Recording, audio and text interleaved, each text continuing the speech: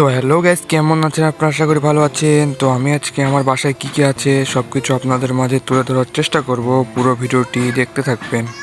তো এটা হলো আমার সেই পোষ মানানো সাদা কবুতরটি। ও বাইরে বেরোর জন্য বলছিল, কিন্তু ওকে বাইরে বের করলাম না। উপরে আমার একজন রেসার আছে, এবং আপনারা যদি ভালো করে খেয়াল করেন, দাঁড়ান কবুতরটিকে আমি বের করে নিই, তাহলে ভালোভাবে দেখতে পাবেন আমার কবুতর জোড়া আসলে ডিম পেড়েছে, যেখানে দুটো ডিম দেখা যাচ্ছে। আর এইটা হলো সেই মেয়ে কবুতর, ফিমেল কবুতর। সেটা মেলটাকে আমি ঢুকিয়ে দিলাম, দিয়ে খাঁচা দরজাটি বন্ধ করে দিলাম। এবার আসা যাক পাখি। আমার কাছে আপাতত এখানে দেখতে পাচ্ছেন দুইটা বাজিগারের জোড়া আছে, এটা লুটিনো বাজিগার বলে। আর পাশে আমার সেই মিঠু আছে। এবং আপনার যদি আমি হাড়ির ভিতরে দেখাই, হাড়ির ভিতরে আসলে 3টি বাচ্চা আছে এবং একটি ডিম আছে। হয়তো ওই ডিম থেকে বাচ্চা উঠবে না, তার কারণ ডিমটি অনেক দিন হয়ে গেছে, এখনো ফোটেনি। এবং আপনারা যদি ওপরে দেখেন, ওপরে আমার আরেকটি বাজিগার আছে, লুটিনো এবং ক্লাসিক বাজিগার। আমি দুটাকে জোড়া দিছি, দেখি বাচ্চার কী কালার বের হয় এটার জন্য। এবার আপনারা ভাবতে পারেন শ্যাম্পু কেন আমার হাতে, শ্যাম্পু দিয়ে আমি কি করব? এই যে শ্যাম্পু দিয়ে মশাইকে আমি গোসল করাবো আজকে, কারণ আজকে অনেক গরম পড়ছে এবং ওর গা হাত পা অনেক নোংরা হয়ে গেছে, এই জন্য ওকে আমি আজকে গোসল করব। আমার এই মিঠু কতটা পরিমাণ পাজি এবার আপনারা দেখতে পাবেন। দেখুন কি আকারে আমাকে কামড় দিচ্ছে, আমাকে ধরতে দিচ্ছে না, মানে খাঁচা থেকে এখন বেরই হবে না। অনেক চেষ্টা করে আমাকে কামড় দেয়, তারপরে ওকে ঘর থেকে বের করে নিয়ে বাইরে আসলাম। এখন দেখেন আমাকে আর কিচ্ছু বলবে না। তারপর শ্যাম্পুটিকে আমি ভালো করে পানির সাথে মিশিয়ে ওকে এখন আমি গোসল করাবো। আপনারা ভিডিওটি দেখতে থাকুন।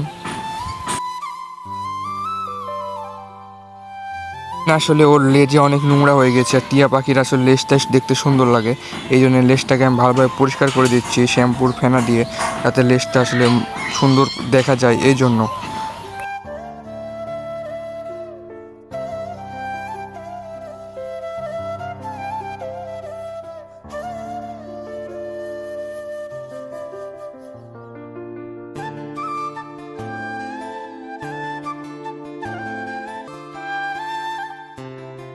আমার মিঠুর ফাইনাল লুক দেখেন আপনারা, কেমন লাগছে ওকে কমেন্ট করে জানাবেন কেমন লাগছে। এবার আমার এই কবুতরটিকে বের করার পালা, ওকে একটু বাইরে ছাড়বো। মানে আমি কাজ করছি, ও বের হওয়ার জন্য হুটোপাটা করছে, এই জন্য ওকে ছেড়ে দিলাম যে ও উড়ে বেড়াক।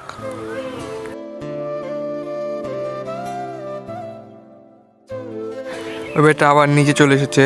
এখন ও দেখতে পাবেন একটু পরে সামনের দিকে ভিডিওতে, ও গোসল করার জন্য আস্তে আস্তে আমার দিকে এগিয়ে আসবে। এই দেখুন আস্তে আস্তে এগিয়ে আসছে। ও পানি এখনও খেয়াল করে নাই, পানি খেয়াল করলে দেখবেন গোসল করার জন্য চলে আসবে আমার কাছে।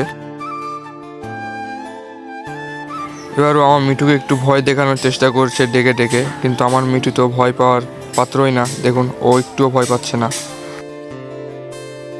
এই দেখুন মশাই চলে এসেছে গোসল করার জন্য। দেখুন পানি দিয়া মাত্র কেমন করছে গোসল করার জন্য। এই দেখুন নেমে গিয়েছে, এখন দেখুন একলাই গোসল করবে, একাই গোসল করবে। আসলে কবুতরদের সপ্তাহে 1 থেকে 2 বার গোসল করানো ভালো, গরম পড়ছে যেহেতু। আর ভিডিওটি যদি আপনাদের ভালো লাগে চ্যানেলটিকে সাবস্ক্রাইব করে রাখবেন।